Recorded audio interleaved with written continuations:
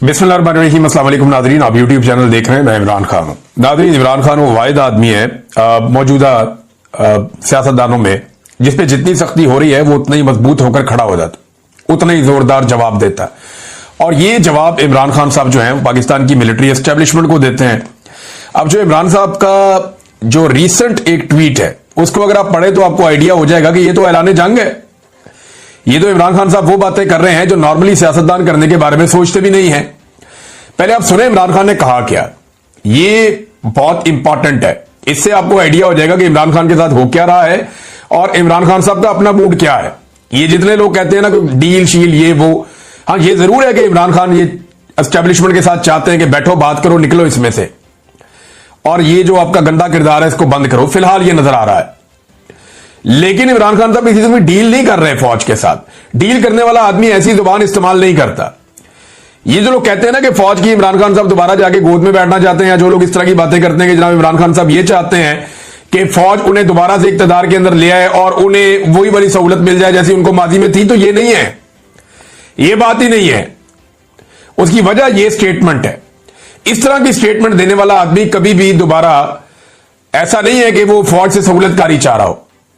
ये स्टेटमेंट वो आदमी देता है जो ये चाह रहा हो कि निकलो बीच में से, यानी मेरा मुल्क है मैं चला लूंगा, भाई हम मुल्क के मालिक हैं, तुम जबरदस्ती आके तुमने हर चीज पे कब्जा किया हो। तो ये इस तरह की सोच वाला आदमी ये बात कर सकता है। अब जरा ये देखें आप, पाकिस्तान में इस वक्त मार्शल नहीं आसिम लॉ नाफिज है।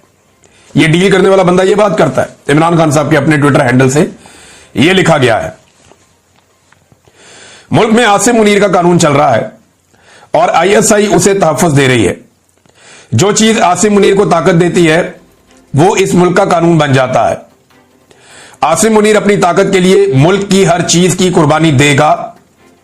ये आर्मी चीफ फौज की बदनामी करवा रहा है जैसा कि याया खान ने किया था। कैटेगोरिकली इमरान खान साहब ने कह दिया कि जो मौजूदा पाकिस्तान का field marshal army chief Asim Munir साहब है, इमरान खान साहब ने क्लियर कर दिया कि ये एग्जैक्टली याया खान ने जैसे फौज की बदनामी करवाई थी वैसे ही ये वाला आर्मी चीफ भी फौज की बदनामी करवा रहा है। इस वक्त सेनेट, कौमी असेंबली, वजीर आजम, सदर सब गैर कानूनी है। एक जाली आईनी अदालत बनाकर हमारी नशिस्तें कम की गई हैं, जो तारीख में कभी नहीं हुआ कि एक जमात की नशिस्तें किसी और को दे दी जाए। वो आईनी अदालतें जिनमें इंसाफ मिलना चाहिए था, आज वहां आसिम मुनीर ने अपने जाती नौकर बिठा रखे हैं। सिकंदर सुल्तान राजा ने तारीखी इलेक्शन फ्रॉड किया है और उसे तौसीह देकर इस धांधली को तहफ्फुज़ दिया गया। इस्लामाबाद हाई कोर्ट के जज 7 माह से मेरी अपीलें नहीं सुन रहा क्योंकि इसे भी हदायत आसिम मुनीर से मिल रही हैं। इस वक्त मुल्क में आसिम मुनीर का कानून है जैसे पाकिस्तान इसकी जाती मलकियत हो। मुल्क में अदलिया इदारे और जमहूरियत को मुनज़्ज़म तरीके से तबाह किया गया है। मिलिट्री कोर्ट्स को कानूनी करार दिया गया और यह इकदाम दरअसल अदलिया की जानिब से खुद अपने ऊपर अदम एतमाद है। मेरी अहलिया बुशरा बीबी को बतौर हथियार इस्तेमाल करके मुझे तोड़ने की कोशिश की जा रही है, लेकिन मैं ये वाजे कर दूं, मैं मर जाऊंगा मगर कभी आसिम मुनीर की बादशाहत को तस्लीम नहीं करूंगा। मामला आसिम मुनीर का और इमरान खान का है जो इस ट्वीट से साबित हो रहा है। और ये मैं पहले भी कई दफा कह चुका हूं, हम ऑफ द रिकॉर्ड भी सहाफी आपस में बात करते हैं तो बात ये करते हैं कि एक आसिम मुनीर है, एक इमरान खान है, एक पाकिस्तान का सबसे बड़ा लीडर है और एक पाकिस्तान के सबसे ताकतवर ओहदे पे बैठा हुआ शख्स है। तो लड़ाई इनके बीच में चल रही है। ये बाकी सारे तो भेड़ बकरियां हैं बीच में, ये बाकी सारे तो लटरम पटरम है। ना नवाज शरीफ कुछ बेचता है, ना आसिम जरदारी के पल्ले कख है। शहबाज शरीफ तो वैसे ही इमरान खान ने का अर्दली है। मरियम नवाज ना 3 में ना 13 में, बिलावल बेचारा कहीं गिनती भी नहीं आता। तो ये सारे फारिग हैं। लड़ाई असल में आसिम मुनीर और इमरान खान की है। ये इमरान खान साहब ने आज इस ट्वीट के अंदर इसको क्लियर कर दिया। उन्होंने कहा कि मर जाऊंगा मगर कभी आसिम मुनीर की बादशाहत को तस्लीम नहीं करूंगा। यह एक कब्जा ग्रुप है जिसने मुल्क पर जबरदस्ती कब्जा कर रखा है। इस वक्त पाकिस्तान में डाकू डफर अलायंस मुकम्मल तौर पर काबिज है। 26वीं तरमीम से जजों की खुद मुख्तारी मुकम्मल तौर पर खत्म कर दी गई है। जजेस के अहकामात की कोई औकात नहीं रह गई। एक पुलिस वाला भी जज के अहकामात को हवा में उड़ा देता है। आज दौरान कार्रवाई जज साहब ने बाहर गेट पर मुंतजिर मेरी फैमिली को अंदर बुलाने का हुक्म दिया और बारहा कार्रवाई रुकवाई भी, मगर मेरी फैमिली को अंदर नहीं लाया गया। इसका मतलब है कि पुलिस एहलकार के सामने जज के अहकामात की कोई वक़्त नहीं है। हमारा इंसाफ का निजाम मुकम्मल तौर पर दफन हो चुका है। मुल्क इस वक्त तबाह होता है जब नाअहल शख्स को उस पर बिठाया जाए, कुर्सी पर बिठाया जाए, मुल्क पर बिठाया जाए। आसिम मुनीर मुल्क और मोहसिन नकवी क्रिकेट संभाल कर बैठ गया है। इनकी अहलियत क्या है? मोहसिन नकवी की वजह से आज हमारी टेस्ट टीम 9वें नंबर पर पहुंच चुकी है।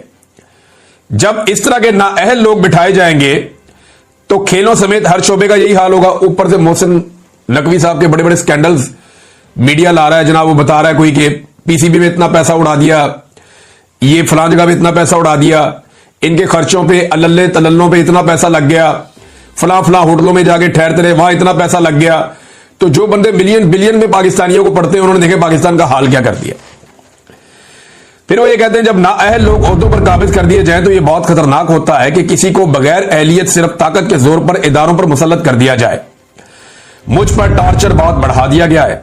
मुझे 22 घंटे सेल में कैद तन्हाई में रखा जाता है। मैं आपको पहले भी बता चुका हूं और यह कानून है, सिर्फ पाकिस्तान में नहीं आलमी सतह पे भी।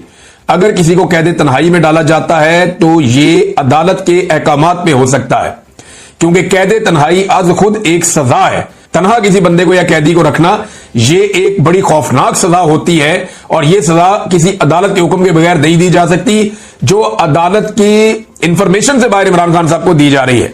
वो ये कहते हैं कि 22 घंटे मेरे सेल में कैद तन्हाई में रखा जाता है, किताबें नहीं दी जा रही, हालात हादरा से बेखबर रखने के लिए ना ही अखबार दिया जा रहा है और ना ही टीवी देखने की इजाजत है। यह ना सिर्फ मकामी बल्कि आलमी इंसानी हकूक की बदतरीन पामाली है।